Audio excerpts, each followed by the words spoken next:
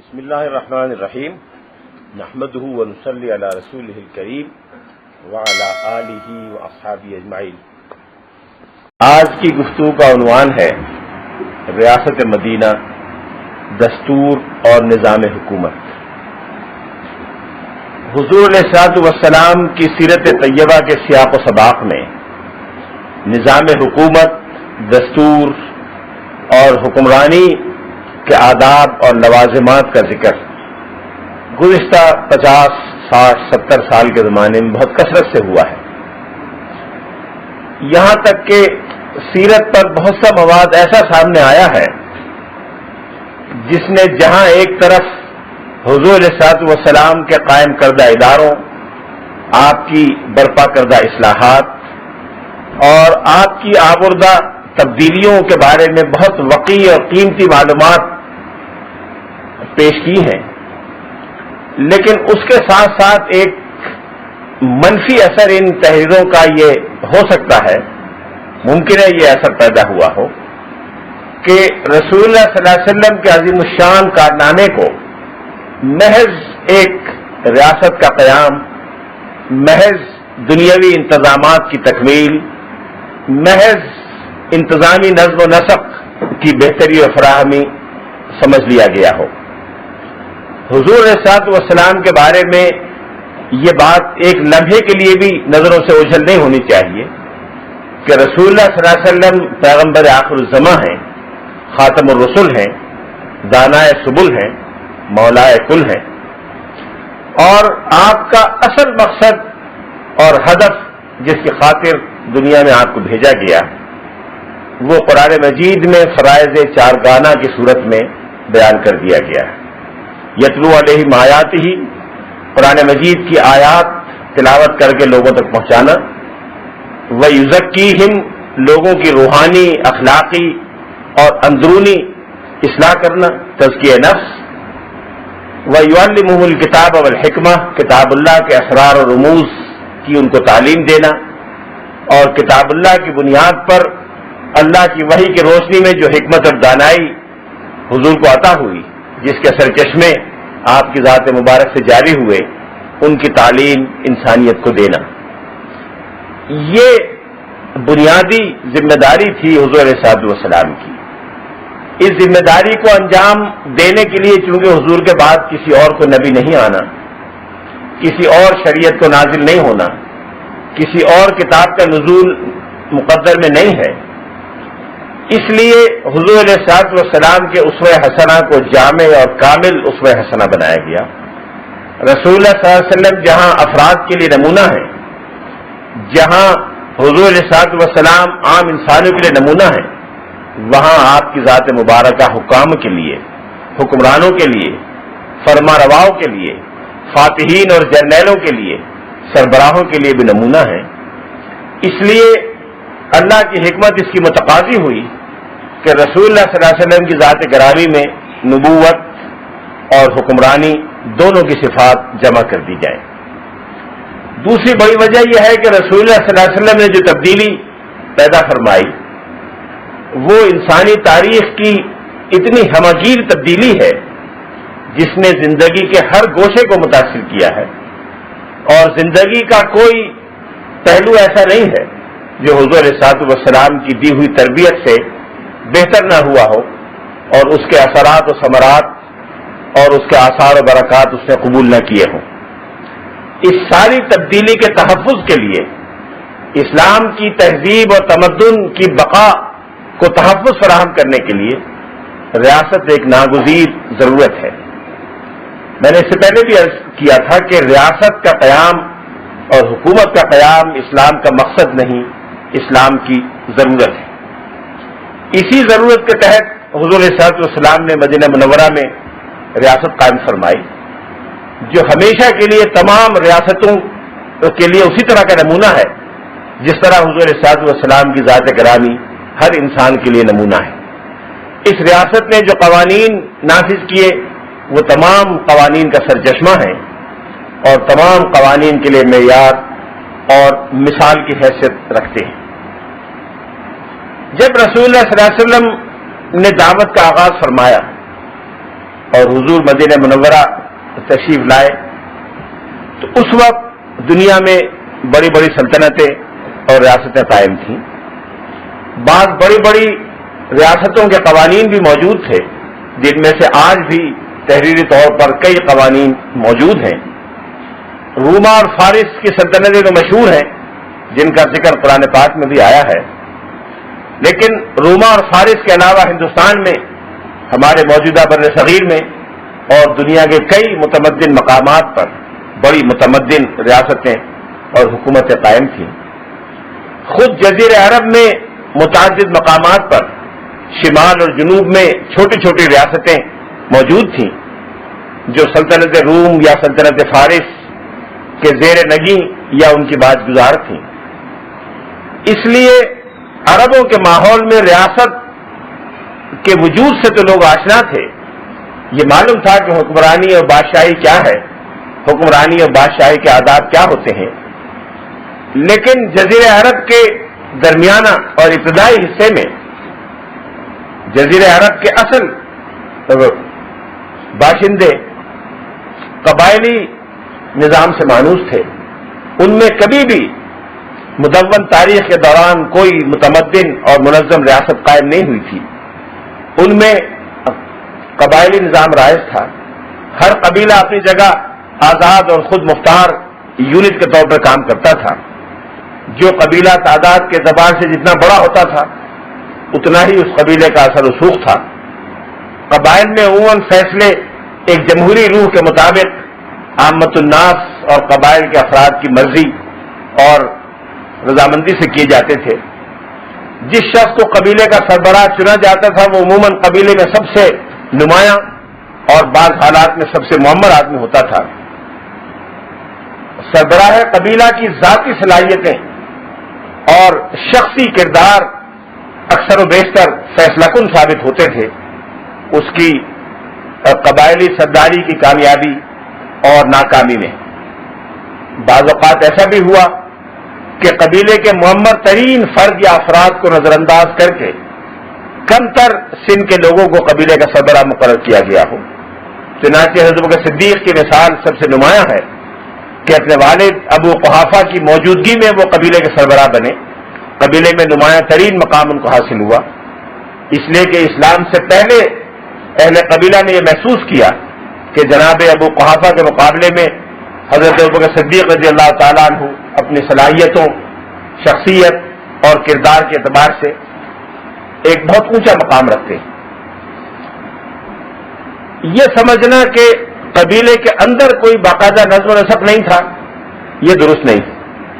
ہر قبیلہ ایک بہت منظم یونٹ ہوا کرتا تھا جس میں ہر 10 افراد پر ایک عریف مقرر کیا جاتا تھا.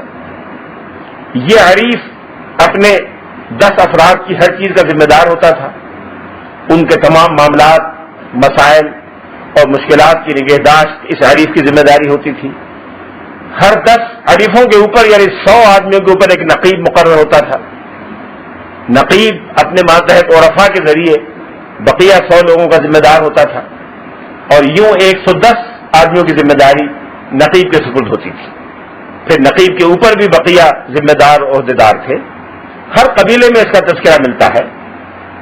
عریف اور نقیب کا یہ ادارہ حضور علیہ الصلوۃ والسلام کے زمانے میں بھی قائم رہا. آپ نے اس کو مزید پختہ بنایا. اس کی طرف ابھی میں اشارہ کرتا ہوں. رسول اللہ صلی اللہ علیہ وسلم جب ایک معاہدے کے نتیجے میں جس کی تفصیل ابھی آتی ہے مدینہ منورہ تشریف لے گئے اور وہاں آپ نے ایک ریاست قائم فرمائی اور ریاست قائم فرمانے کے بعد شریعت کے تفصیلی احکام نافذ فرمائے. معاشرتی، تہذیبی، تمدنی، آئلی اصلاحات نافذ فرمائیں. ان تمام چیزوں کو دیکھ کر مغربی مستشرقین میں سے بہت سو نے یہ سمجھنے میں ناکامی اٹھائی ہے کہ ایک پیغمبر حکمرانی کیسے کر سکتا ہے. خاص طور پہ عیسائی پیغمبری کے جس تصور سے مانوس ہے وہ حضرت یحییٰ علیہ الصلوۃ والسلام کا زہد و استغنا ہے. حضرت عیسیٰ علیہ الصلوۃ والسلام کی دنیا سے بیزاری ہے. اور ترک دنیا کا رجحان ہے، ان کے تصور میں رہبانیت، ترک دنیا اور دنیا کے تمام معاملات سے لاتعلق رہنا ہی نبوت کی شان ہے۔ اس لیے یہ بات ان میں سے بہت سو کی سمجھ میں نہیں آئی کہ ایک نبی اور پیغمبر ریاست کیسے قائم کر سکتا ہے۔ چنانچہ ان کے معتدل سے معتدل حضرات نے اس بات پر تأمل کا اظہار کیا ہے۔ منگومری واٹ، جس نے دو بڑی مشہور کتابیں لکھی ہیں، محمد at Mecca, Muhammad at Medina, ان دونوں کتابوں کے بین سطور میں ہر جگہ یہ بات نمایاں ہے کہ مکے میں تو حضور صلی اللہ علیہ وسلم کا کیریئر ایک نبی کا تھا، مدینے میں آپ کے مزاج اور پیغام میں اور انداز اور رویے میں تبدیلی آئی، اور وہاں جا کر آپ ایک بادشاہ اور حکمراں بن گئے۔ یہ بات ایک تو اسلام کے مزاج اور حضور علیہ الصلوۃ والسلام کے پیغام کی خاتمیت کو نہ سمجھنے کی وجہ سے ہے۔ حضور علیہ الصلوۃ والسلام محض زاہدوں اور مستغنی لوگوں کی تربیت کے لیے نہیں تشریف لائے تھے، رسول اللہ صلی اللہ علیہ وسلم تارک الدنیا لوگوں کی نسل بنانے کے لیے تشریف نہیں لائے تھے، آپ فی الدنیا حسنتاً وفی الآخرۃ حسنتاً کی جامعیت پیدا کرنے کے لیے تشریف لائے تھے۔ آپ نے خود ایک جگہ فرمایا کہ انا نبی الملحمہ، انا نبی المرحمہ، میں جہاں رحمت کا نبی ہوں، کائنات کے رحمت بنا کر بھیجا گیا ہوں، وہاں میں جنگ کا نبی بھی ہوں۔ ایک اور موقع پر آپ نے فرمایا کہ انا الضحوک القتال، میں جہاں مسکراہٹیں بکھیرنے کے لیے آیا ہوں، وہاں بد کرداروں اور ظالموں کے لیے شمشیر براں بھی ہوں، ان کے لیے جنگ کرنے کا بھی مجھے مکلف قرار دیا گیا ہے۔ اس لیے حضور علیہ الصلوۃ والسلام کی ذات میں پہلے دن سے یہ دونوں چیزیں جمع تھیں۔ جب رسول اللہ صلی اللہ علیہ وسلم مکہ مکرمہ میں کفار کو دعوت دے رہے تھے تو آپ نے بارہا درجنوں مرتبہ دعوت کے دوران جو جملہ ارشاد فرمایا، حتیٰ کہ بہت ابتدائی دور میں جب حضور علیہ الصلوۃ والسلام کے ام محترم جناب ابو طالب زندہ تھے اور ابھی دشمنی اور مخالفت میں بہت شدت پیدا نہیں ہوئی تھی، کفار مکہ کے سرداروں نے یہ چاہا کہ جناب ابو طالب کے ذریعے کوئی مصالحت کی شکل ہو جائے اور کوئی ایسی افہام و تفہیم کی فضا بن جائے جس میں یہ شدت ختم ہو جائے۔ ابو طالب نے کہا کہ مجھے اس سے زیادہ اور کس بات سے خوشی ہو سکتی ہے۔ چنانچہ کفار مکہ کے نمائندے بھی آ گئے، جناب رسول اللہ صلی اللہ علیہ وسلم بھی تشریف لے آئے، اور ابو طالب نے کہا کہ آپ کے قوم کے لوگ کوئی بات کہنے آئے ہیں۔ آپ نے فرمایا چچا آپ جس بات کو پسند فرمائیں گے میں اس کے لیے تیار ہوں، فرمائیں۔ انہوں نے اپنی بات کہی تو حضور نے فرمایا میں تو ان سے صرف ایک بات یہ کہتا ہوں، اور یہ جو بات فرمائی بڑی اہم ہے، میں ان سے صرف ایک ایسے کلمے کی دعوت دیتا ہوں کہ اگر وہ اس کو مان لیں تو تدین لہم بہ العرب، پورے عرب ان کے ماتحت ہو جائیں گے، وتخضع لہم بہ العجم، اور اس کے ذریعے پورے عجمی ان کے سامنے سرنگو ہو جائیں گے، یعنی عرب و عجم کی فرما روائی ان کو حاصل ہو جائے گی اور عرب و عجم پر ایک برتری ان کو حاصل ہو جائے گی۔ یہ آپ نے اس زمانے میں فرمایا جب اسلام قبول کرنے والوں کی تعداد 1-2 درجن سے زیادہ نہیں ہوگی، خاندانی قریبی لوگوں اور دوستوں کے علاوہ مکہ مکرمہ سے باہر اسلام کے پیغام کو شاید ابھی بہت تھوڑے لوگ جانتے ہوں یا ممکن ہے کوئی نہ جانتا۔ اس کے بعد مکہ مکرمہ کے آخری دور میں جب رسول اللہ صلی اللہ علیہ وسلم مختلف قبائل کے وفود سے جا کر ملتے تھے، خاص طور پر حج کے لیے آنے والے قبائل کے پاس حضور دعوت لے کے جا رہے تھے، تو ہر قبیلے سے آپ فرماتے تھے کہ یہ کلمہ مان لو، ایھا الناس قولوا لا الہ الا اللہ، لوگوں لا الہ الا اللہ کا اقرار کر لو، تدین لکم بہ العرب وتخضع لکم بہ العجم، عرب و عجم دونوں تمہارے زیر نگی ہو جائیں گے۔ یہ اور اس طرح کے بہت سے ارشادات اس بات کو واضح کرنے کے لیے کافی ہیں کہ اسلام کے مزاج میں پہلے دن سے ایک ایسا پیغام تھا، اسلام کے مزاج میں پہلے دن سے وہ عناصر موجود تھے جس میں زندگی کی مکمل تبدیلی، نظام معیشت و معاشرت کی مکمل اصلاح، فرد اور معاشرے کے ساتھ ساتھ حکومت کی مکمل اصلاح کا ایک پیغام حضور کے پیش نظر تھا۔ اس لیے یہ کہنا درست نہیں ہے کہ مدینہ منورہ تشریف آوری کے بعد ایک نیا عنصر اسلام کی تعلیم میں داخل ہوا جس کے اثرات اور جس کی بنیادیں مکہ مکرمہ میں موجود نہیں تھیں۔ کچھ اور حضرات نے خاص طور پہ مغربی مستشرقین نے اس بات پر حیرت کا اظہار کیا کہ یہ یک بیک بین الاقوامیت عرب کے اس چھوٹے سے ماحول میں کیسے پیدا ہو گئی. حضور صلی اللہ علیہ وسلم تو قبیلہ قریش کے ایک شاخ سے تعلق رکھتے تھے. قبیلہ قریش میں تو پھر بھی باہر کی آمد و رفت خاصی حد تک تھی. مدینے میں تو بہت زیادہ تعلقات بیرونی دنیا سے نہیں تھے. تو یہ بین الاقوامیت حضور کے پیغام اور مزاج میں کیسے پیدا ہوئی؟ ایک تو یقیناً بین الاقوامی پیغام رسول اللہ صلی اللہ علیہ وسلم لے کر تشریف لائے. پہلے دن سے پوری کائنات انسانیت سے خطاب فرمایا یا ایھا الناس. پوری انسانیت سے خطاب تو پہلے دن سے ہے. مکہ مکرمہ کی ابتدائی صورتوں میں، بالکل آغاز کی صورتوں میں یا ایھا الناس سے خطاب ہے، جس سے پوری انسانیت کا بیک وقت مخاطب ہونا واضح ہو جاتا ہے. لیکن اس کے علاوہ رسول اللہ صلی اللہ علیہ وسلم کا اپنا خاندان اور آپ کی ذات گرامی ایک ایسا بین الاقوامی مزاج اور کردار رکھتے تھے کہ جو عرب میں بہت کم لوگوں کو حاصل تھا. خود رسول اللہ صلی اللہ علیہ وسلم کے جد امجد جناب قصی، جنہوں نے مکہ مکرمہ کی شہری ریاست قائم کی، ان کے تعلقات اپنے زمانے کے کئی حکمرانوں اور فرمانرواؤں سے تھے.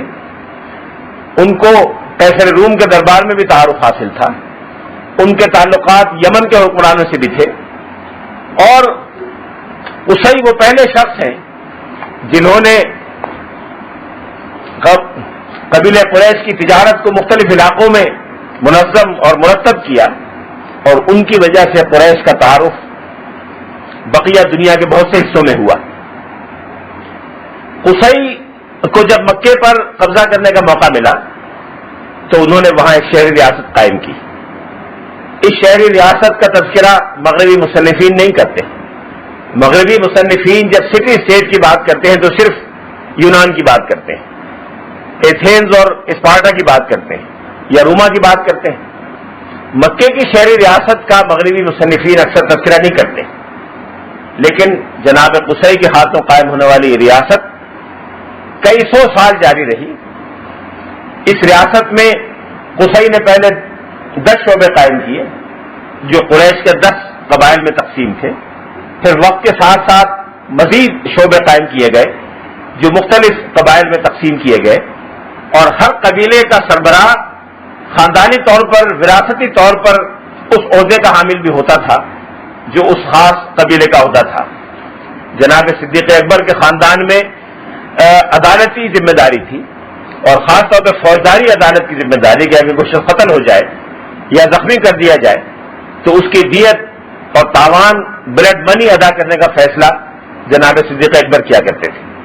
حضرت عمر فاروق کے خاندان میں سفارت کا عہدہ تھا، آپ کہہ سکتے ہیں کہ وزیر خارجہ کا عہدہ، کہ دوسرے قبائل سے معاملہ اور گفتگو کرتے وقت جب قریش کی طرف سے بات ہوتی تھی تو حضرت عمر فاروق کو یا ان کے خاندان کے بزرگوں کو بھیجا جاتا تھا. اسی طرح سے مختلف خاندانوں میں مختلف عہدے قائم تھے. بنی عبد الدار جو عرب کا ایک بڑا مشہور قبیلہ تھا، وہ بیت اللہ کا متولی تھا، اور بیت اللہ کی چابی بنی عبد الدار کے سربراہ کے ہاتھ میں ہوا کرتی تھی.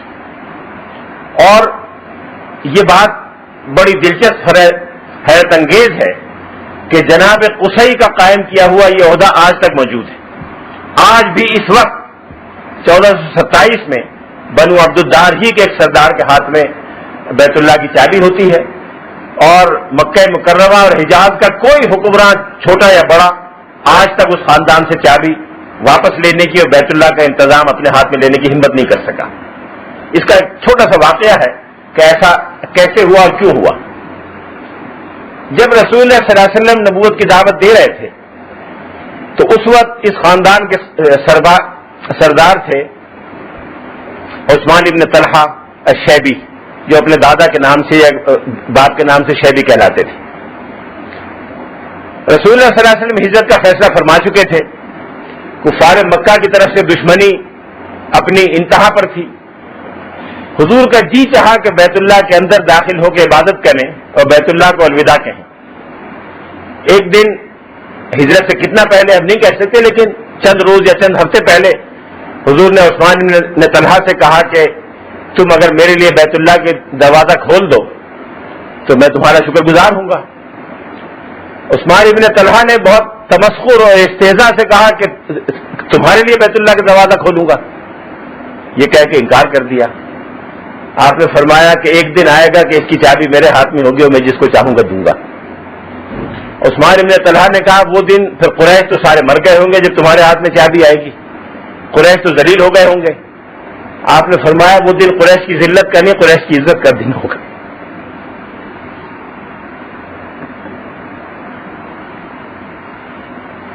وہ دن قریش کی ذلت کا نہیں، عزت کا دن ہوگا جب میں اس چابی کو اپنے ہاتھ میں لوں گا. اس کے بعد حضور ہجرت کے لیے تشریف لے گئے. بیت اللہ میں الوداعی داخلے کا موقع نہیں ملا. جب فتح مکہ ہوا اور رسول اللہ صلی اللہ علیہ وسلم مکے میں فاتحانہ داخل ہوئے اور آپ نے سب کو معاف کر دیا، تو پھر آپ بیت اللہ میں تشریف لے جانے کے ارادے سے کھڑے ہوئے. عثمان بن طلحہ کو بلایا، انہوں نے چابی سے دروازہ کھول دیا. رسول اللہ اندر تشریف لے گئے، عبادت کی اور جو بھی اس کی تفصیلات الگ ہیں. وہاں سے واپس آئے تو آپ کے ہاتھ میں چابی تھی. لوگ نیچے کھڑے ہوئے تھے انتظار میں کہ کیا ہوتا ہے. حضور نے عثمان بن طلحہ سے پوچھا کہ تمہیں یاد ہے کہ میں نے تم سے کیا کہا تھا؟ میں کہا جی یاد ہے. کہ میں نے کیا کہا تھا؟ انہوں نے یاد دلایا کہ آپ نے یہ کہا تھا. آپ نے فرمایا آج کا دن قریش کی عزت کے آغاز کا دن ہے. اس وقت جناب عباس حضور کے چچا نے کہا یا رسول اللہ یہ چابی آج ہمیں دے دیجئے، ہمارے خاندان میں رہے گی. حضرت علی بن ابی طالب نے فرمایا یا رسول اللہ ہمیں دے دیجئے. اور بھی کئی صحابہ نے خواہش ظاہر کی. آپ نے عثمان بن طلحہ کو بلایا، وہ چابی ان کو دی اور کہا کہ تم اس کو رکھو. وَتَبْقَى فِيكُمْ خَالِدَةً طَالِدَةً لَا يَأْخُذُهَا مِنكُمْ إِلَّا ظَالِمٌ. اس چابی کو تم رکھو، یہ ہمیشہ تمہارے پاس رہے گی، کوئی تم سے نہیں لے گا. اگر کوئی تم سے لینا چاہے گا تو وہ ظالم ہوگا. صرف کوئی ظالم تم سے لے سکے گا اور کوئی نہیں لے گا. اب کوئی شخص بھی زبان رسالت مآب سے ظالم نہیں بننا چاہتا تھا. بڑے سے بڑے حکمران میں بھی یہ جرت نہیں تھی کہ حضور کی زبان سے اپنے لیے ظالم کا لقب اختیار کر لے. اس لیے آج تک وہ چابی اسی خاندان کے ہاتھ میں ہے. اور میں نے یہ منظر دیکھا ہے. 25 جنوری 1981 کو اسلامی سربراہ کانفرنس تھی، وہیں بیت اللہ میں اس کا افتتاح ہوا اور افتتاحی اجلاس عشاء کی نماز کے بعد کوئی 10:30 بجے ختم ہوا. اس وقت یہ تجویز کیا گیا کہ تمام مسلم سربراہان بیت اللہ میں داخل ہوں اور تقریباً 57 سربراہان کھڑے ہیں انتظار میں، ابھی وہ آئے نہیں ہیں. وہ اس وقت بہت معمر بزرگ تھے، مجھے ان کا اسم گرامی یاد نہیں کہ کیا ان کا نام تھا اس وقت. وہ تشریف لائے اور تشریف لانے کے بعد انہوں نے اپنے دستے مبارک سے بیت اللہ کی چابی سے دروازہ کھولا. دروازے پر کرسی ان کا ویل چیئر رکھی، اس پر بیٹھے رہے اور وہ ایک ایک شخص کو اندر جانے کی اجازت دیتے رہے. ایک ایک شخص ان کی اجازت سے باہر آتا رہا. بعض اوقات ایسا بھی ہوا کہ وہ موجود نہیں تھے یا کسی وجہ سے نہیں آ سکے تو انہوں نے اپنے خاندان کے کسی اور کو بھیجا. بعض اوقات یہ بھی سنا ہے کہ کوئی بچہ اس خاندان کا آیا، چابی اس نے کھولی تو دروازہ کھولا گیا، اس کے علاوہ دروازہ نہیں کھولا جاتا. یہ بات محض تاریخی اتفاق نہیں ہے بلکہ اس کے پیچھے ایک اور تصور بھی ہے. اس پہ کسی نے توجہ نہیں دی تھی. ڈاکٹر حمید اللہ صاحب کا خیال ہے، ممکن ہے صحیح ہو، بظاہر صحیح معلوم ہوتا ہے، وہ یہ کہ جب رسول اللہ صلی اللہ علیہ وسلم مدینہ منورہ تشریف لے گئے اور آپ نے وہاں شہری ریاست قائم فرمائی تو آپ کی قائم کردہ شہری ریاست دراصل مکہ مکرمہ کی حکومت ان ایگزائل تھی جو مدینہ میں قائم کی گئی. اس لیے کہ آپ نے انہی صحابہ کرام کو وہی عہدے وہاں دیے جو مدینہ منورہ، جو مکہ مکرمہ میں ان کے خاندانوں کو حاصل تھے. قاضی کا منصب حضرت ابوبکر صدیق کو حاصل تھا. بینونی قبائل سے بات کرنے کی ذمہ داری سیدنا عمر فاروق کے سپرد ہوئی کئی مرتبہ. اور بقیہ معاملات میں جو صحابہ جن قبائل کے موجود تھے وہ ذمہ داریاں انہوں نے انجام دی. جناب قصی کے بعد جنہوں نے یہ ادارے بنائے تھے، بڑی مشہور شخصیت جو بین الاقوامی مقام رکھتے تھے، وہ جناب ہاشم ابن عبد المطلب تھے. جناب ہاشم ابن عبد مناف تھے، حضور صلی اللہ علیہ وسلم کے دادا کے والد آپ کے پردادا جناب ہاشم اس اعتبار سے بڑے نمایاں ہیں کہ نہ صرف پورے جزیرہ عرب میں غیر معمولی احترام کے حامل تھے، بلکہ قیصر روم کے دربار میں براہ راست ان کو شناسائی تھی، اور قیصر روم ان کی شخصیت سے متاثر تھا۔ جب وہ تجارت کا قافلہ لے کر شام جایا کرتے تھے اور قیصر روم شام میں ہوتا تھا تو ملاقات کے لیے بلایا کرتا تھا، اور روایت میں آتا ہے کہ کئی مرتبہ بعض معاملات میں ان کی رائے لیا کرتا تھا۔ ان کی ذہانت اور سمجھ بوجھ کی وجہ سے ان کو اس قابل سمجھتا تھا کہ ان سے مشورہ کر سکے اور ان کی رائے لے سکے۔ جناب ہاشم نے قریش کے قبیلے کے لیے بہت سی مراعات حاصل کی۔ سلطنت روما میں اس قبیلے کو مراعات حاصل تھیں، یمن میں جو کالونیز ایرانیوں کی تھیں وہاں ان کو مراعات حاصل تھیں، اسی طرح سے آس پاس کی دوسری ریاستوں میں حبشہ میں ان کو مراعات حاصل تھیں۔ یہ سارے کارنامے، یہ ساری سہولتیں جناب ہاشم کے ذاتی اثر رسوخ کی وجہ سے قبیلہ قریش کو حاصل ہوئیں۔ جب قرآن مجید میں یہ بات ارشاد فرمائی گئی کہ لإلاف قریش إِلَافِهِمْ رِحْلَةَ الشِّتَاءِ وَالصَّيْفِ فَلْيَعْبُدُوا رَبَّ هَذَا الْبَيْتِ الَّذِي أَطْعَمَهُم مِّن جُوعٍ وَآمَنَهُم مِّن خَوْفٍ، کہ جس بیت اللہ کی تولیت کی برکت سے تمہیں یہ مراد حاصل ہوئی ہے۔ جناب ہاشم کو عزت کیوں حاصل تھی؟ اس لیے کہ قریش مکہ کے سردار تھے۔ قریش مکہ کو کیا فضیلت تھی کہ بیت اللہ کے متولی تھے، تو بیت اللہ کی خدمت اور تولیت سے جو اعزاز حاصل ہوا ہے اور جو بین الاقوامی شناسائی ملی ہے، اس کا کم از کم اتنا حق ادا کرنا چاہیے کہ اس پروردگار کی عبادت کریں جس پروردگار کے نام پر یہ گھر بنایا گیا۔ یہ گویا حوالہ تھا اس کا کہ انہی کے خاندان کی برکت سے، انہی کے آباء و اجداد کے طفیل تمہیں یہ ساری مراد حاصل ہیں، اور آج انہی ہاشم کے پر پوتے کے ساتھ جو ظلم تم روا رکھے ہوئے ہو اس پر تمہیں غور کرنا چاہیے۔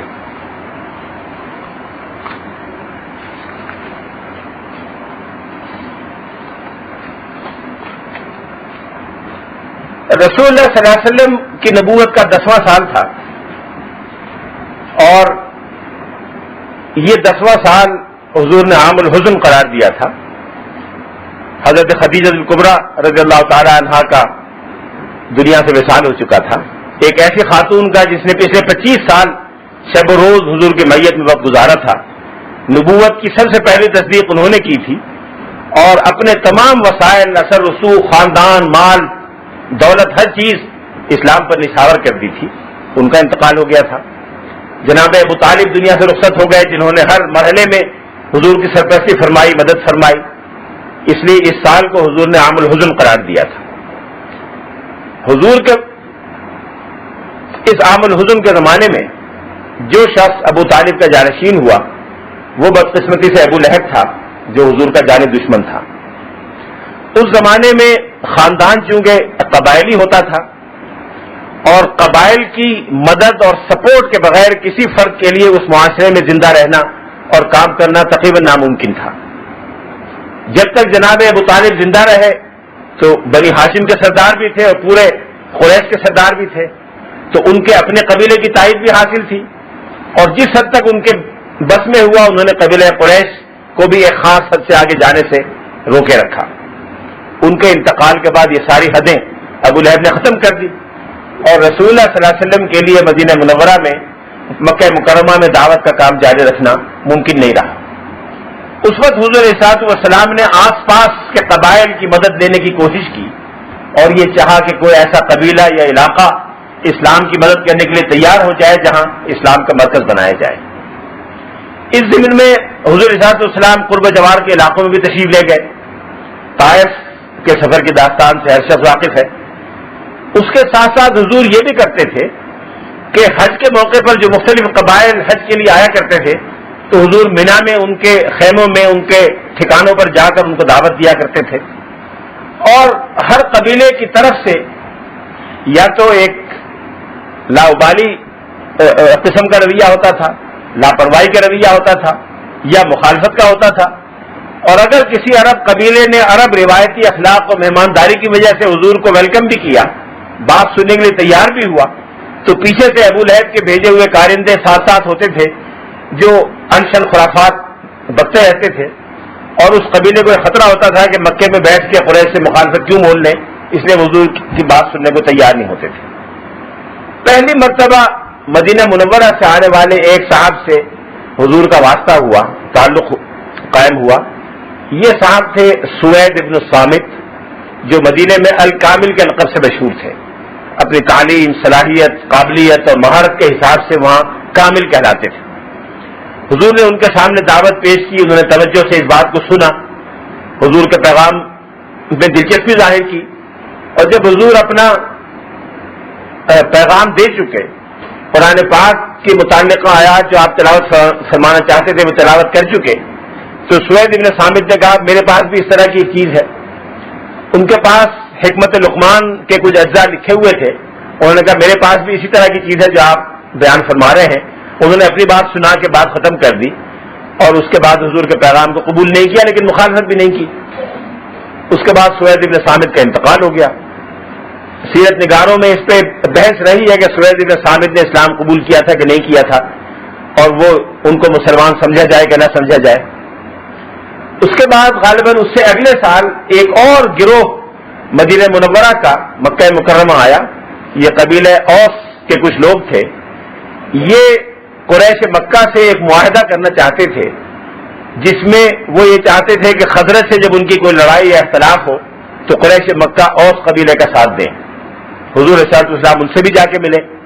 انہوں نے بہت غور سے بات سنی، اخلاق سے پیش آئے اور کہا کہ ہم تو اس وقت ایک اور کام کے لیے آئے ہیں، ہمیں اس کام کے علاوہ کسی اور چیز پر توجہ دینے کا اس وقت نہیں ہے. اس لیے انہوں نے بھی حضور کی بات نہیں مانی. اس کے بعد جو پہلا حضور کا واسطہ پڑا براہ راست، وہ مدینہ منورہ سے آنے والے 6 حجاج کرام تھے جن سے حضور کی مینا میں ملاقات ہوئی. ان 6 افراد نے اسلام قبول کر لیا اور اسلام قبول کر کے مدینہ منورہ چلے گئے. یہ غالباً سن 10 ہجری کے حج کا واقعہ ہے، سن 10 نبوی کے حج کا واقعہ ہے. بعض لوگوں نے اس کو پہلی بیعت عقبہ قرار دیا ہے، بعض لوگوں نے اس کو بیعت قرار نہیں دیا، اس لیے کہ بیعت کا باقاعدہ ذکر نہیں ملتا. کسی سیرت نگار نے ان کے بیعت کرنے کا واقعہ بیان نہیں کیا، صرف اسلام قبول کرنے کا واقعہ بیان کیا. لیکن ان حضرات نے جا کر مدینہ منورہ میں تبلیغ اور دعوت کا کام کیا، اور اگلے سال جب یہ حج کے لیے آئے تو ان 6 میں سے غالباً 5 حضرات بھی تھے اور ان کے ساتھ 7 افراد اور تھے. ان 12 افراد نے باقاعدہ اسلام قبول کیا، بیعت کی، اور حضور صلی اللہ علیہ وسلم سے درخواست کی کہ ہمارے ساتھ کسی مبلغ یا دعوت کرنے والے کو ساتھ بھیج دیں. حضور نے ایک صحابی کو ان کے ساتھ بھیج دیا، مصعب ابن عمیر کو. ان کا تعلق بھی بنی عبد الدار سے تھا، اسی قبیلے سے جس کے پاس بیت اللہ کی چابیاں ہوا کرتی تھی. انہوں نے جا کے اسلام کی دعوت دینی شروع کر دی، اور مدینہ منورہ کے ہر گھر اور ہر خاندان اور برادری میں اسلام کا نام اور چرچا پھیل گیا. بڑی تعداد میں لوگ مسلمان بھی ہو گئے. اور اس کے اگلے سال 72 افراد اسلام قبول کرنے کے ارادے سے بقیہ حجاج کے ساتھ آئے. انہوں نے حضور کے ہاتھ پر بیعت کی، اور عقبہ میں ان کی حضور سے 2-3 ملاقاتیں ہوئیں. عقبہ وہ جگہ ہے جب آپ مینا سے مکہ مکرمہ کی طرف آئیں تو دائیں طرف ایک بہت اونچا ایک پہاڑ ہے جس کی شکل دیوار کی طرح ہے، اس کے اندر ایک تنگ سا راستہ جاتا ہے، وہاں ایک مسجد ہے. وہ جگہ تھی جہاں حضور صلی اللہ علیہ وسلم کی ان سے ملاقات ہوئی مینا سے ہٹ کر. اور یہ بات بڑی دلچسپ بھی ہے اور اہم بھی ہے کہ حضور کے ساتھ ان تمام ملاقاتوں میں جناب عباس ابن عبد المطلب حضور کے چچا بھی موجود تھے.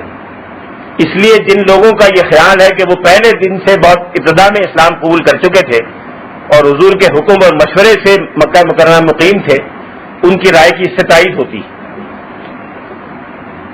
اس کے بعد مدینے کے لوگوں نے حضور سے درخواست کی کہ آپ مدینہ منورہ تشریف لے آئیں اور اپنے صحابہ کو ہمارے ساتھ بھیج دیں. حضور نے صحابہ کو جانے کی اجازت دے دی. صحابہ ایک ایک کر کے مدینہ منورہ جانے لگے.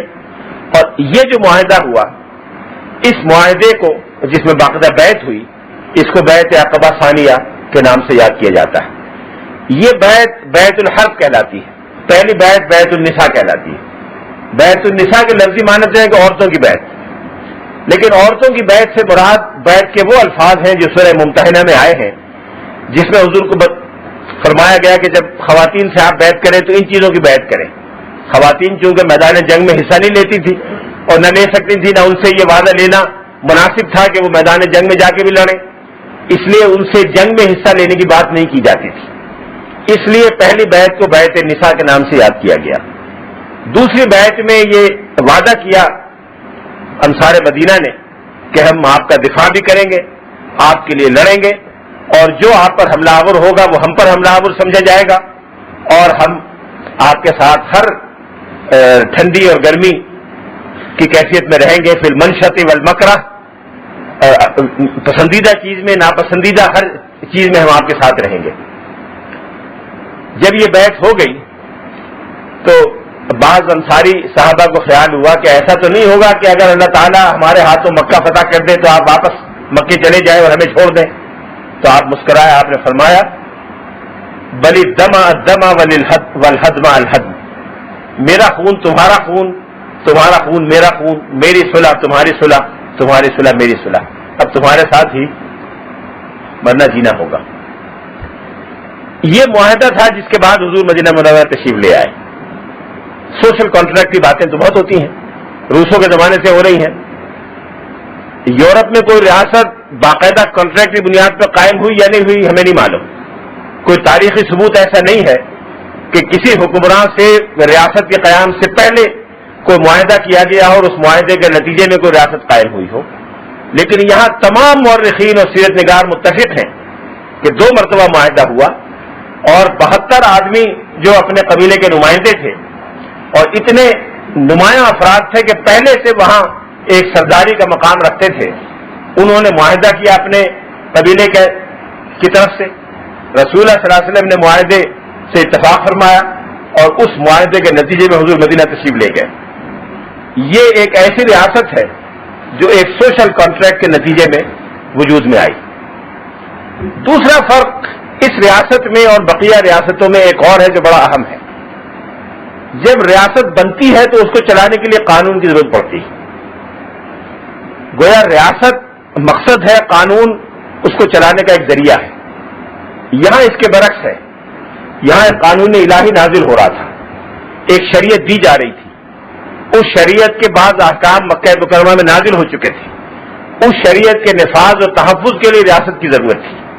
یہاں قانون اصل تھا, ریاست ذریعہ تھی. لہذا شریعت اصل مقصود ہے اور ریاست اس کا ذریعہ ہے. ریاست مقصود نہیں ہے, ریاست کا درجہ بعد میں ہے, شریعت کا درجہ پہلے ہے. ہم کہہ سکتے ہیں کہ یہ جو بیعت عقبہ ہوئی جس میں ریاست کی بنیاد رکھی گئی, یہ 11 ذوالحجہ سن 13 نبوت کو یہ واقعہ پیش آیا. اور اگر ریاست مدینہ کے آغاز کی تاریخ حضور صلی اللہ علیہ وسلم کے وہاں پہنچنے سے پہلے شمار کی جائے تو وہ 11 ذوالحجہ سن 13 نبوت ہوگی. حضور کی آمد سے پہلے اس لیے شمار کرنے کی ضرورت ہے کہ اس معاہدے کے نتیجے میں حضور کو سربراہ تسلیم کیا جا چکا تھا, اسلامی قوانین پر چلنے کی کمٹمنٹ اور وعدہ ہو چکا تھا, اور حضور کے مقرر کردہ کارندے وہاں ذمہ داریاں سنبھال چکے تھے. اس لیے ریاست تو حضور کی تشریف آوری سے پہلے قائم ہو گئی. پھر کس تاریخ کو قائم ہوئی؟ صحابہ کرام جانا شروع ہو گئے اور جو گیا اس نے جاتی ذمہ داریاں سنبھال لی. اس لیے کہا جا سکتا ہے کہ 11 ذوالحجہ سن 13 نبوت کو مدینہ منورہ میں ریاست اسلامی قائم ہو گئی, اور رسول اللہ صلی اللہ علیہ وسلم اس کے سربراہ کے طور پر بعد میں وہاں تشریف لے گئے. اگر اس بیعت کے الفاظ پر غور کیا جائے جو مدینہ منورہ میں جانے سے پہلے ہوئی, تو اس میں وہ تمام عناصر موجود ہیں جو ایک سیاسی اور ریاستی بندوبست کے قائم کرنے کے لیے ضروری ہے. انصار مدینہ نے طے کیا کہ ہم ہر بات میں آپ کی بات سنیں گے اور اطاعت کریں گے. سموتات یعنی آپ کے ارشادات قانون کا درجہ رکھیں گے اور ہم اس کی پیروی کریں گے. پھر امر بالمعروف اور نہی عن المنکر کی ذمہ داری انجام دیں گے. آپ کے احکام کو عملاً نافذ کرنے کے لیے ہم اپنی قوت استعمال کریں گے. جو حق کا معاملہ ہوگا اس میں حق کی پیروی کریں گے اور کسی قبائلی عصبیت کا ساتھ نہیں دیں گے. حق کے معاملے میں اللہ کے علاوہ کسی اور کا خوف ہمارے دل میں پیدا نہیں ہوگا. اس طرح سے مدینے میں ایک چھوٹی سی کامن ویلتھ قائم ہو گئی. کامن ویلتھ اس لیے کہ ایک قبائلی معاشرہ تھا, ہر قبیلہ اپنی جگہ خود مختار تھا, حضور علیہ السلام نے ان قبائلی یونٹوں کو ختم نہیں کیا، بلکہ ہر قبیلے میں عریف اور نقیب مقرر فرمائے جو اس قبیلے کے بحاف پر بات کر سکتے تھے۔ پھر جب مہاجرین مدینہ منورہ تشریف لے گئے تو مہاجرین کے نمائندے آپ نے نامزد فرمائے۔ اس طرح سے مختلف یونٹ الگ الگ قائم ہو گئے، اور ان یونٹوں کے آپس کے اتحاد سے ایک ایسی دولت مشترکہ وجود میں آ گئی جو داخلی طور پر خود مختار یونٹوں پر مشتمل تھی۔ مدینہ منورہ کا ماحول کیسا تھا اس پر اگلے ہفتے انشاءاللہ بات ہوگی تفصیل سے، لیکن جس کو مدینہ منورہ بعد میں نام دیا گیا یہ کوئی ایک شہر نہیں تھا، بلکہ یہ ایک بہت بڑا رقبہ تھا جس کے بارے میں یہ اندازہ غالباً درست ہوگا کہ وہ اسلام آباد کے موجودہ رقبے کے برابر تھا۔ اس کا طول تقریباً 13-14 میل کے قریب تھا اور عرض 10 اور 12 میل کے درمیان تھا۔ تمام سیرت نگاروں نے اس کی شمالی جنوبی حد جبل احد اور جبل عیر کو قرار دیا ہے۔ جبل عیر کے قریب آج کل مدینہ منورہ کا ایئرپورٹ ہے، جبل عیر سے پرے، اس لیے کہ وہ حدود حرم سے باہر ہے۔ جب ایئرپورٹ سے شہر کی طرف جاتے ہیں تو راستے میں جبل عیر پڑتا ہے۔ جبل عیر سے اور جبل احد کے درمیان کی حد ہے، اور مشرقاً اور شرقاً غرباً تقریباً 10-12 میل کا ایریا پڑتا ہے۔ اس علاقے میں بہت سارے گاؤں تھے، بہت سارے چھوٹے چھوٹے قلعے تھے جن کے لیے آفام کی اس طرح استعمال ہوتی ہے۔ یہ قلعے یا جس کو اردو میں گڑھی کہتے ہیں، یہ گڑھیاں چھوٹی چھوٹی قائم تھیں۔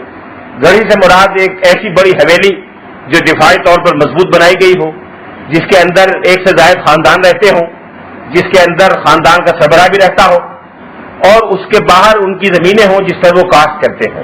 کچھ لوگ باہر زمینوں پر رہتے تھے، کچھ اندر اتم یعنی گڑھی میں رہا کرتے تھے، اور اس طرح کے تقریباً 72 آتام مدینہ منورہ میں اس کے قرب جوار موجود تھے۔ اس وقت بھی بعض آتام کے اثرات وہاں موجود ہیں۔ اگر آپ مدینہ منورہ تشریف لے جائیں تو کعب بن اشرف کے اتم کے آثار ابھی تک موجود ہیں۔ خود شہر مدینہ کے اندر بعض آتام کے آثار اور بنیادیں اب تک موجود ہیں، جس کے بعد باغات ابھی بھی موجود ہیں۔ گویا کیفیت یہ تھی کہ ایک بہت بڑا باغ ہے جو ایک قبیلے کی ملکیت ہے، اس باغ کے برابر میں یا اس کے درمیان میں ایک بڑی حویلی قائم ہے جس میں وہ ساری برادری یا خاندان رہتا تھا۔ اس کا نام مدینہ منورہ رکھا گیا۔ اس میں چھوٹے چھوٹے گاؤں بہت سارے تھے جن کی تعداد غالباً 12-15 تھی۔ ان آتام کے علاوہ چھوٹے چھوٹے گاؤں تھے۔ ان میں سے ایک گاؤں کا نام یثرب تھا جو بڑا گاؤں تھا، جس کی وجہ سے کبھی کبھی اس پورے علاقے کو یثرب بھی کہہ دیا جاتا تھا۔ ایک چھوٹا سا گاؤں وہ تھا جہاں آج مسجد نبوی موجود ہے اور جہاں مسجد نبوی کی بنیاد رکھی گئی۔ یہ گاؤں بنی مالک بن نجار کی ملکیت میں تھا۔ وہاں ایک جگہ خالی تھی، وہ خالی جگہ 2 یتیموں کی ملکیت تھی جو حضور نے معاوضہ دے کر خرید لی، اور وہاں مسجد نبوی تعمیر کی گئی۔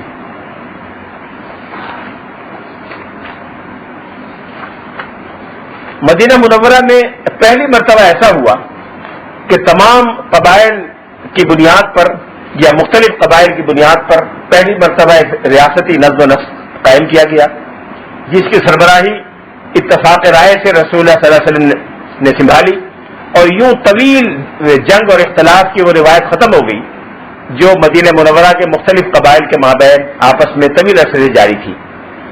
ہجرت سے چند سال پہلے، غالباً 8-7 سال پہلے، ایک جنگ شروع ہوئی جو جنگ بعاث کہلاتی تھی، اور وہ کئی سال جاری رہی، جس میں اوس اور خزرج کے قبائل آپس میں شمشیر آزما ہوئے۔ یہودیوں کے کچھ قبائل نے اوس کا ساتھ دیا، کچھ قبائل نے خزرج کا ساتھ دیا، اور کئی سال جاری رہنے کے بعد یہ جنگ ختم ہوئی، ہجرت سے تقریباً 5 سال پہلے۔ اسی جنگ سے مایوس ہو کر اور اس سے پریشان ہو کر اوس اور خزرج کے بعض لوگوں نے یہ تجویز دے رکھی تھی کہ ہمیں ایک مشترک سربراہ کا انتخاب کرنا چاہیے، اور وہ منتخب سربراہ بعض لوگوں کی تجویز کے مطابق عبداللہ ابن ابی تھا، جو بعد میں منافقین کا سردار کہلایا۔ باقاعدہ طے نہیں ہوا تھا، لیکن یہ تجویز زیر غور تھی اور چل رہی تھی۔ بعض لوگ اس سے متفق تھے، بعض اس سے متفق نہیں تھے۔ یقیناً عبداللہ ابن ابی اور اس کے ہمدردوں کی کوشش ہوگی کہ یہ تجویز کامیاب ہو جائے۔ اسی اثنا میں ابھی تجویز میٹیریلائز نہیں ہوئی تھی کہ ہجرت کا واقعہ پیش آ گیا، اور جتنے انصاری صحابہ تھے اوسی اور خزرجی اور بقیہ لوگ، وہ حضور صلی اللہ علیہ وسلم کی ذات مبارکہ کے جمع ہو گئے، اور وہ حیثیت حضور کو حاصل ہو گئی جو بعض لوگوں کے خیال میں عبداللہ ابن ابی کے لیے سوچی جا رہی تھی۔ حضور نے مدینہ منورہ تشریف لانے سے پہلے سے مدینہ منورہ کا داخلی نظم و نسق طے فرما دیا تھا۔ جو مہاجرین یہاں سے گئے وہ مختلف انصاری خاندانوں کے اجزاء قرار پا گئے مواخات کے ذریعے۔ جو انصاری خاندان تھے ان میں 12 نقیب یا 12 نقبہ حضور نے پہلے مقرر کر دیے تھے، اور سعد بن عبادہ خزرج قبیلے کے نقیب نقبہ کہلائے۔ جو بقیہ نقبات منتخب کیے گئے، جن کو خود ان کے قبائل نے منتخب کیا، وہ پہلے سے اپنی قوم میں سرداری کا مقام رکھتے تھے۔ مثلا حضرت براء ابن معرور کے بارے میں ابن ہشام کی روایت ہے کہ ان لوگوں نے کہا کہ ہوا سیدنا و شریفنا و ابن سیدنا و ابن شریفنا، وہ ہمارے سردار بھی ہیں، ہمارے باعزت آدمی ہیں، ہمارے سردار کے بیٹے ہیں اور باعزت باپ کے بیٹے ہیں۔ اس طرح سے جب یہ سارا مقامی بندوبست ہو گیا تو رسول اللہ صلی اللہ علیہ وسلم مدینہ منورہ تشریف لے آئے۔ مدینہ منورہ تشریف لانے کے بعد آپ نے 3 کام سب سے پہلے فرمائے۔ مسجد نبوی کی تعمیر فرمائی، اس سے پہلے مسجد قباء کی تعمیر ہوئی تھی قباء میں۔ اس کے بعد آپ نے مواخات کا عمل مکمل فرمایا، اور جتنے مہاجرین مکہ مکرمہ سے آئے تھے ان کو مختلف خاندانوں کے ساتھ وابستہ کر دیا۔ مواخات دراصل ایک قدیم عرب ادارے کا ایک نئے انداز کا احیاء تھا۔ یہ ادارہ ولا کا ادارہ تھا جو عرب میں رائج تھا، اسلام کے بعد بھی رائج رہا۔ ولا سے مراد یہ ہوتا تھا کہ کوئی شخص اگر چاہے تو اپنے قبیلے سے تعلق ختم کر کے کسی دوسرے قبیلے سے تعلق جوڑ سکتا تھا، اور اگر قبیلہ قبول کر لے تو پھر اس قبیلے کا فرد بن جاتا تھا۔ اس کو ولا کا تعلق کہا جاتا تھا، اور جو شخص اس طرح سے تعلق قائم کرتا تھا وہ مولا الموالات کہلاتا تھا، یعنی وہ مولا جو ولا کے ذریعے مولا بنا ہو۔ مولا کے معنی دوست، تعلق رکھنے والا، مدد کرنے والا، مدد کی توقع رکھنے والا، یہ سب معنی مولا کے لفظ کے ہوا کرتے تھے۔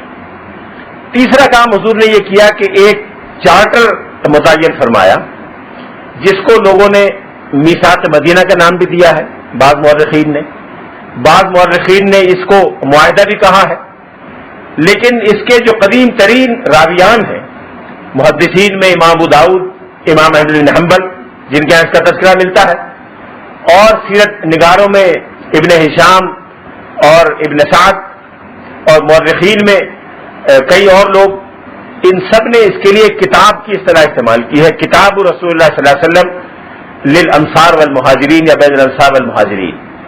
کتاب کا عربی ترجمہ فیصلہ یا چارٹر ہوتا ہے۔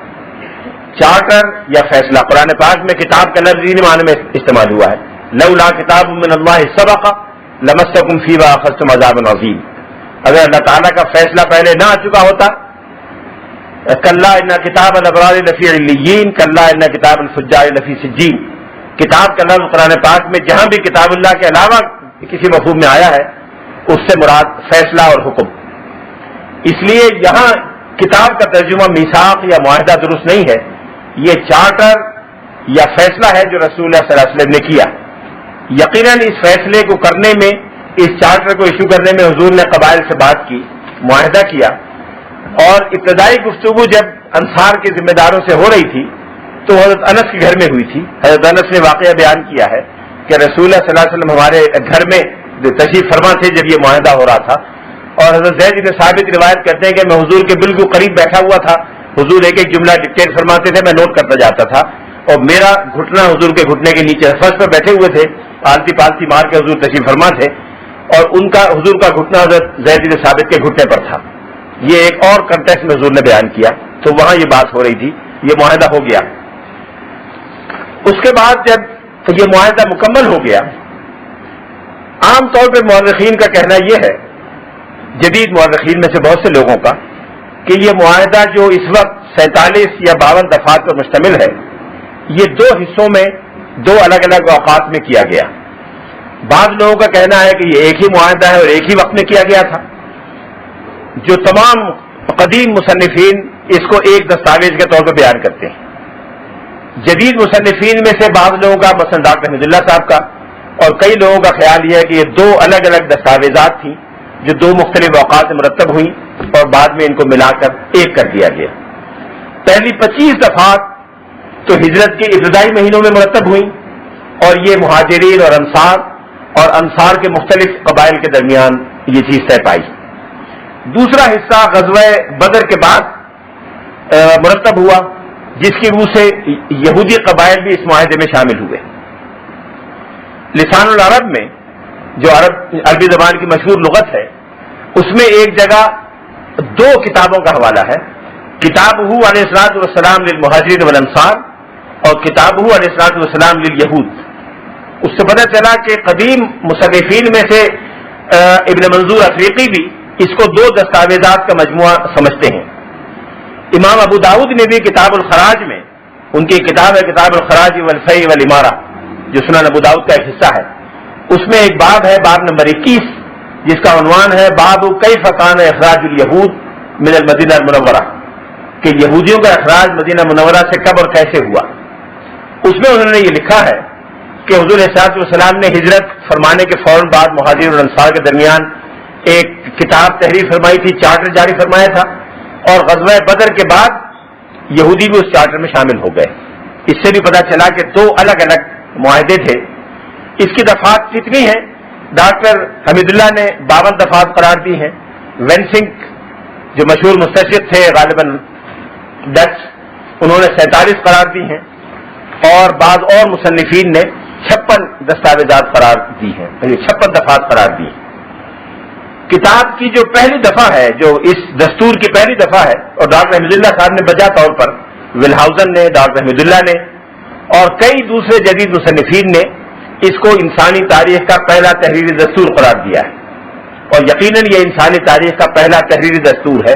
اس سے پہلے کوئی ایسی مثال نہیں ملتی کہ کسی ریاست کے نظام کو چلانے کے لیے تحریری طور پر کوئی دستور مرتب کر کے نافذ کیا گیا ہو. اس کا آغاز یہاں سے ہوتا ہے، اور پہلی دو دفعات بڑی اہم میں آپ کے سامنے پڑھتا ہوں. بسم اللہ الرحمن الرحیم. ھذا کتاب من محمد النبی صلی اللہ علیہ وسلم بین المؤمنین والمسلمین من قریش ویثرب ومن تبعهم فلحق بهم وجاہد معهم انہم امۃ واحدہ من دون الناس. اللہ کے نام سے جو رحمان الرحیم ہے، یہ ایک چارٹر ہے جو محمد نبی پیغمبر اسلام نے جاری کیا ہے، مومنین اور مسلمین کے درمیان ہے.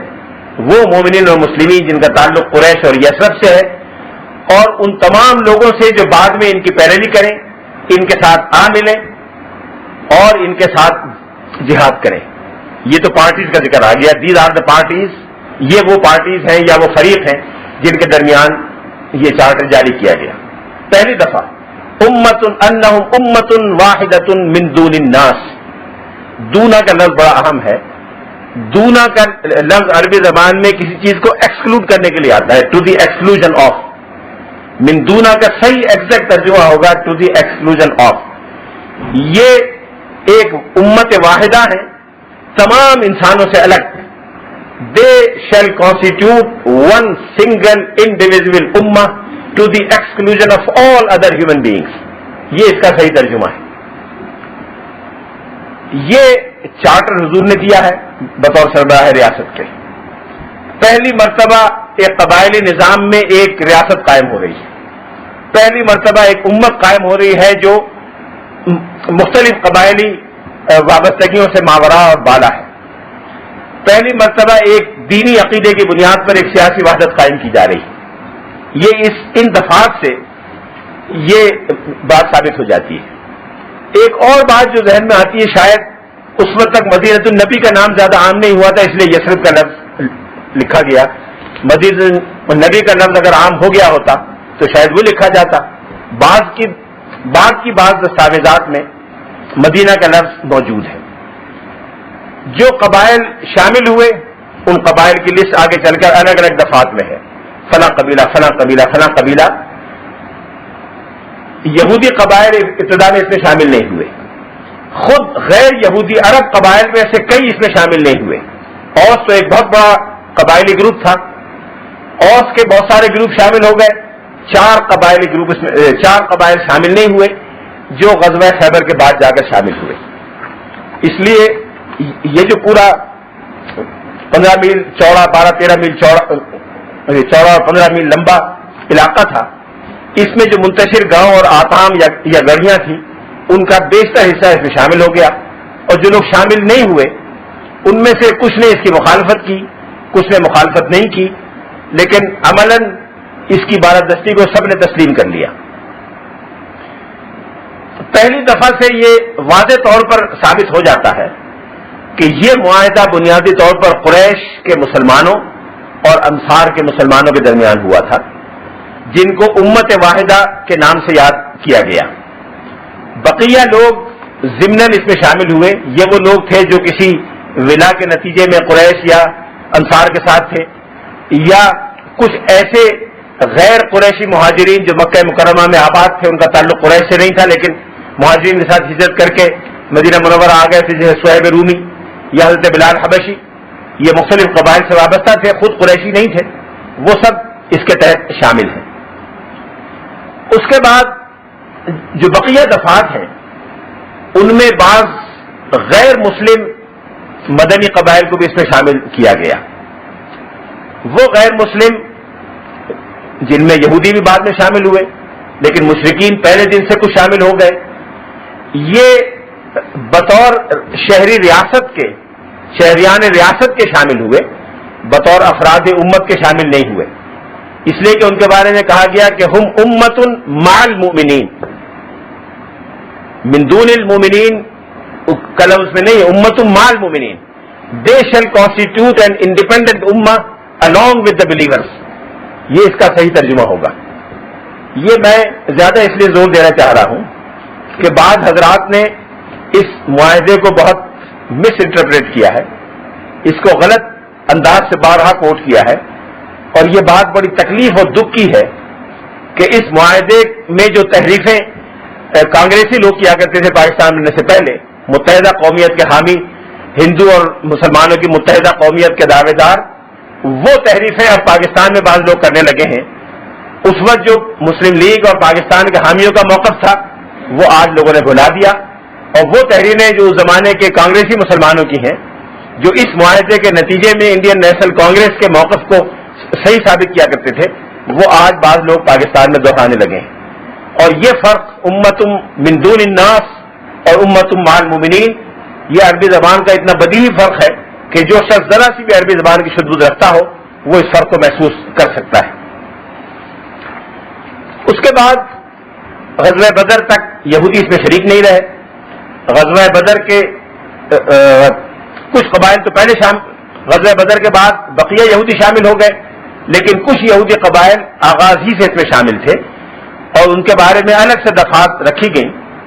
ایک دفعہ تھی وَإِنَّهُ مَن تَبِعَنَا مِن يَهُودَ فَإِنَّ لَهُ النَّصْرُ وَالْأُسْوَةُ غَيْرَ مَظْلُومِينَ وَلَا مُتَنَاصِرِينَ عَلَيْهِمْ. ہمارے اس معاہدے کی پیروی جو یہودی کریں گے ان کو بھی اسی طرح سے مدد فراہم کی جائے گی اور ان کو وہی مساوات فراہم کی جائے گی جو قریش اور انصار کو کی جا رہی ہے. نہ ان پر ظلم کیا جائے گا، نہ ان کے خلاف کسی کی مدد کی جائے گی. وَإِنَّ الْيَهُودَ يُنْفِقُونَ مَعَ الْمُؤْمِنِينَ مَا دَامُوا مُحَارِبِينَ. یہ جملہ 2 مرتبہ آیا ہے کہ اگر یہودیوں کو مسلمانوں کے ساتھ مل کر جنگ کرنے کے لیے کہا جائے گا تو وہ جنگ کے اخراجات خود برداشت کریں گے، اس لیے کہ دفاع ان کا بھی ہوگا. اپنے دفاع کے اخراجات وہ برداشت کریں گے، مسلمانوں کے دفاع کے اخراجات مسلمان برداشت کریں گے. اس سے خود پتہ چلتا ہے کہ وہ امت واحدہ کے فرد نہیں تھے. اگر امت واحدہ کے فرد ہوتے یا سمجھا جاتا تو اپنا دفاع کرنے کے الگ سے پابند نہ ہوتے، اپنے دفاعی اخراجات الگ سے برداشت نہ کرتے.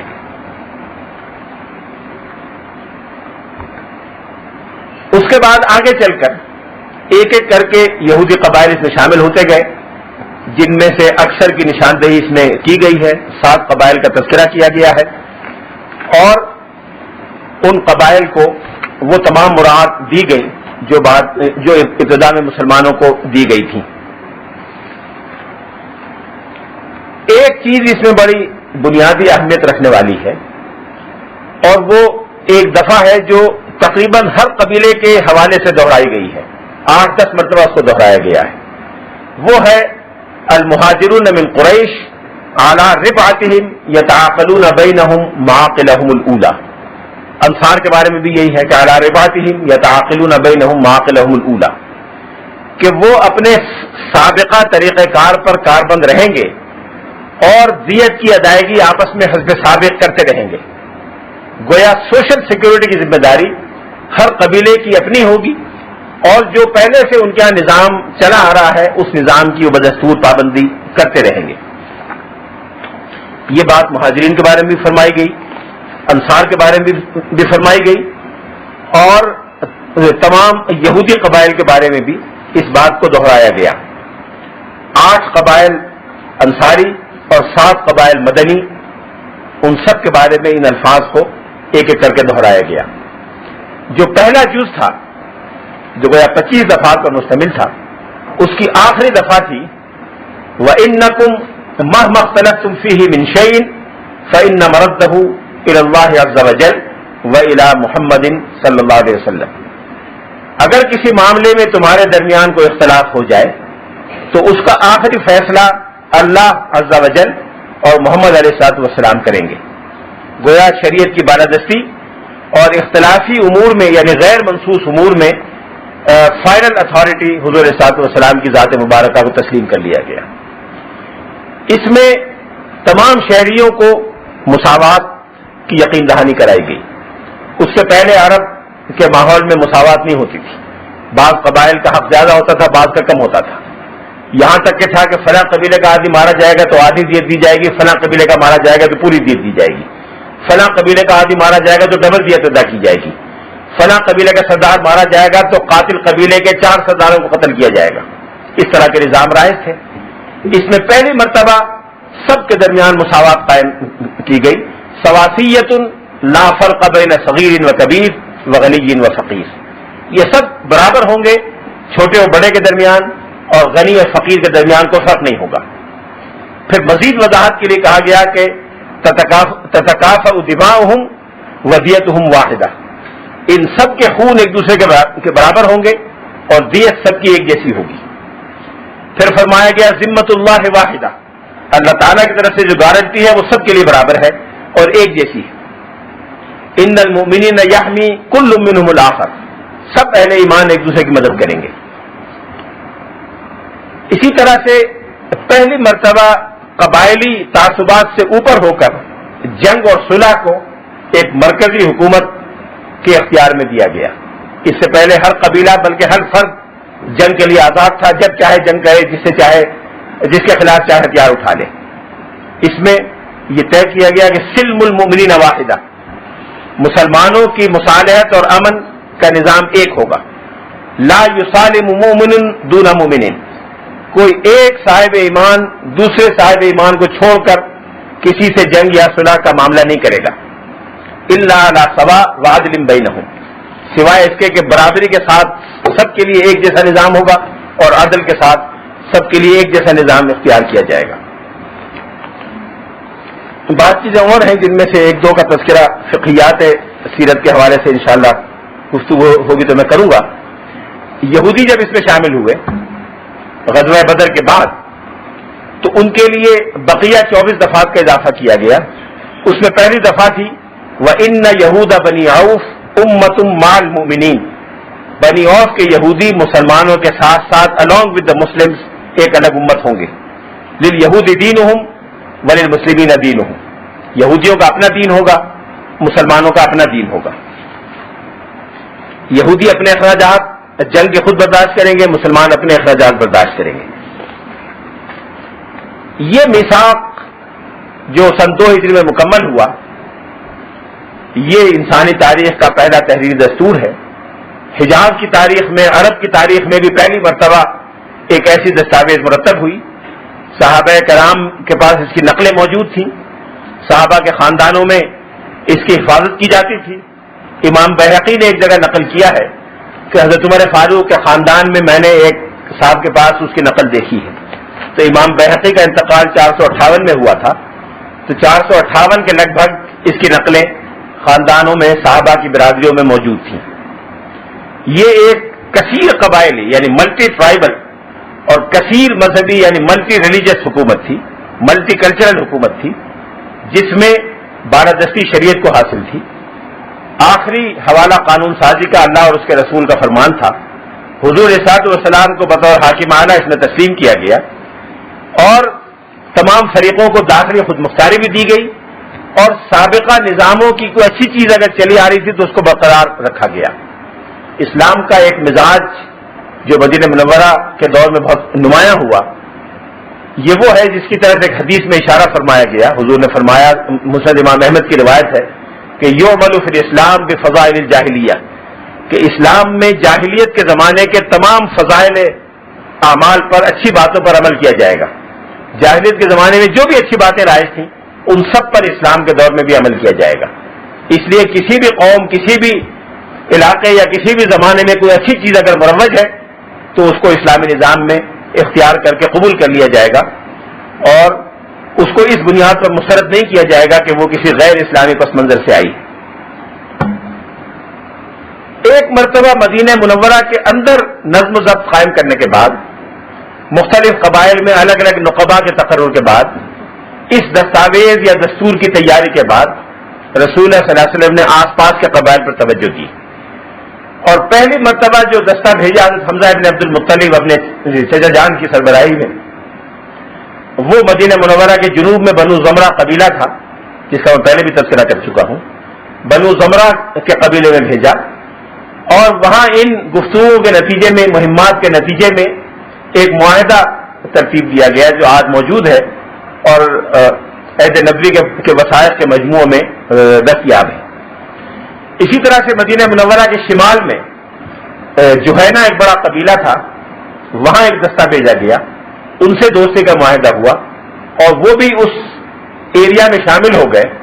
آپ کہہ سکتے ہیں کہ ایک تو مدینہ منورہ کی کور ریاست تھی جو اس معاہدے کے شرکا تھے، فریق تھے۔ پھر مدینہ منورہ کے وہ آطام یا بستیاں تھیں جو معاہدے میں تو شریک نہیں تھے، لیکن عملاً انہوں نے اسلام کی اور حضور صلی اللہ علیہ وسلم کی بالادستی کو تسلیم کر لیا تھا۔ اس کے بعد ایک دوسرا ایریا آپ کہہ سکتے ہیں کہ اسفیئر آف انفلوئنس حضور نے بنایا، ایک حلقہ اثر قائم کیا مدینے کے چاروں طرف، جس میں مدینے کے چاروں طرف بسنے والے قبائل کی دشمنی کو ختم کرنا اور ان کو اسلام کے حق میں مائل کرنا اور مسلمانوں سے دوستی کے لیے آمادہ کرنا مقصود تھا۔ چنانچہ سب سے پہلے جنوب میں جو مکہ مکرمہ کے راستے پر تھے بنو زمرہ سے معاملہ کیا گیا، پھر اسی طرح کا معاہدہ بنو جوہینہ سے جو مکے کے مدینہ منورہ کے شمال میں تھے ان سے کیا گیا، پھر مزینہ کا قبیلہ تھا جو بہت بڑا قبیلہ تھا جو مدینہ منورہ کے مغرب میں تھا، ان سے معاہدہ کیا گیا۔ یہ معاہدے ہجرت کے بہت ابتدائی مہینوں میں ہوئے اور بہت کامیابی کے ساتھ ہوئے۔ اس سے مدینے کے دفاع کو منظم کرنے میں اور مسلمانوں کو ایک امن و سکون فراہم کرنے میں بڑی مدد ملی۔ اس کے فوراً بعد رسول اللہ صلی اللہ علیہ وسلم نے دوسرے انتظامات پر توجہ دی۔ ہم کہہ سکتے ہیں آج کل کی اصطلاح میں کہ ایک صیغہ خاص تھا، ایک توقیعات و فرامین یا دستاویزات کا شعبہ تھا، شعبہ دستاویزات و فرامین، ایک شعبہ احتساب تھا، شعبہ داخلہ، شعبہ خارجہ، شعبہ مالیات، شعبہ عساکر یعنی فوجی، شعبہ عدالت، شعبہ تعلیم، یہ سارے شعبے ایک ایک کر کے قائم کیے گئے۔ ان میں سے شعبہ تعلیم، معیشت، مذہبی امور، اس پر اگلے ہفتے انشاءاللہ گفتگو ہوگی۔ آج جو دو تین اہم شعبے ہیں اس کی طرف مختصر اشارہ کرنا مقصود ہے۔ سب سے پہلا جو ابتدائی رسول اللہ صلی اللہ علیہ وسلم کو ریاست کے حوالے سے کرنا پڑا وہ امور خارجہ کی تنظیم تھی۔ یہ جو معاہدہ ہے یہ بھی ایک طرح سے مختلف قبائل کو ایک پلیٹ فارم پر جمع کرنے کی بات تھی، اس میں بھی خارجہ معاملات کا ایک عنصر موجود تھا۔ پھر جوہینہ، مزینہ اور بنی زمرہ سے جو تعلقات یا معاہدے کیے گئے وہ بھی امور خارجہ کی پہلی کڑی یا پہلا قدم تھا۔ اس سلسلے کو حضور صلی اللہ علیہ وسلم نے جاری فرمایا۔ اس میں تین مقاصد حضور کے پیش نظر رہے۔ یہ وہ مقاصد ہے جن کی کہیں صراحت ملتی ہے اور کہیں ان معاہدات کے الفاظ سے اس کا اندازہ ہو جاتا ہے۔ سب سے بنیادی ہدف یہ تھا کہ دعوت اسلامی کو فروغ دیا جائے اور دعوت اسلامی کے راستے میں اگر کوئی رکاوٹیں ہیں تو ان کو دور کیا جائے۔ چنانچہ مختلف قبائل سے کیے گئے معاہدے میں اسی طرف اشارے موجود ہیں کہ وہ مسلمانوں کے داعیان کا راستہ نہیں روکیں گے. مسلمان داعی اگر کہیں جا رہے ہوں گے تو ان کو مہمان نوازی فراہم کریں گے, ان کو تحفظ دیں گے, ان کو اپنے یہاں ٹھہرائیں گے. اس کے عوض میں مسلمان ان کے ساتھ یہ اور یہ کریں گے. دوسرا مقصد حضور صلی اللہ علیہ وسلم کا تھا کہ ایک ایسا ماحول فراہم کر دیا جائے جزیرہ عرب کے معاشرے میں امن و امان قائم ہو, عدل و انصاف کا فروغ ہو, اور تمام قبائل کو اس طرح سے ایک لڑی میں پرویا جائے کہ وہ ان مشترکہ مقاصد کی خاطر عرب کی تاریخ میں پہلی مرتبہ ایک دوسرے سے تعاون کریں. پھر آخری مقصد یہ تھا کہ اسلامی ریاست اور امت مسلمہ کا ایک رعب اور دبدبہ عرب میں قائم ہو کہ کوئی دوسری قوت ان کی طرف میلی نظروں سے نہ دیکھ سکے. ریاست مدینہ کی خارجہ پالیسی کے یہی 3 بنیادی اہداف تھے جن کے پیش نظر معاہدات کیے گئے. تبلیغ اسلام کے کام کو آسان بنایا گیا, اندرونی استحکام کو یقینی بنایا گیا, انسانی جان کے تحفظ کا بندوبست کیا گیا, دشمنوں پر معاشی دباؤ برقرار رکھنے کے سامان کیے گئے, دشمن کے دوستوں سے دوستی کی کوشش کی گئی, دشمن کے دشمنوں سے دوستی مزید بہتر بنائی گئی, دشمن کے اطراف یعنی خیبر کے یہودیوں کے اطراف میں بھی اور قریش مکہ کے اطراف میں بھی بسنے والے قبائل سے دوستانہ معاہدے کیے گئے. دشمن قبیلوں کے درمیان اگر کوئی اتحاد تھا تو اس اتحاد کو کمزور کرنے کی کوشش کی گئی. معزز دشمنوں کا اکرام کر کے ان کے دل جیتنے کا بندوبست کیا گیا. تالیف قلب ریاست کا شعبہ خارجہ کا سیاست خارجہ کا ایک اہم حصہ تھا. تالیف قلب کی خاطر بہت سے اقدامات کیے گئے. مثال کے طور پر ایک مرتبہ مکہ مکرمہ میں قحط کا سامنا کرنا پڑا تو حضور نے بہت بڑی تعداد میں مکہ مدینہ منورہ سے کھجوریں اور جو کی کمیت بھیجی اور کہا کہ ہماری طرف سے مکے کے غریبوں میں تقسیم کر دیا جائے. اس طرح کے اقدامات وقتاً فوقتاً مختلف قبائل کے بارے میں حضور کرتے رہتے تھے. یہ جو صیغہ امور خارجہ تھا اس میں بنیادی ذمہ داری سیدنا عمر فاروق کی تھی, اس لیے کہ ان کا قبیلہ مکہ مکرمہ میں شہری ریاست مکہ میں امور خارجہ کا اور سفارت کا ذمہ دار تھا.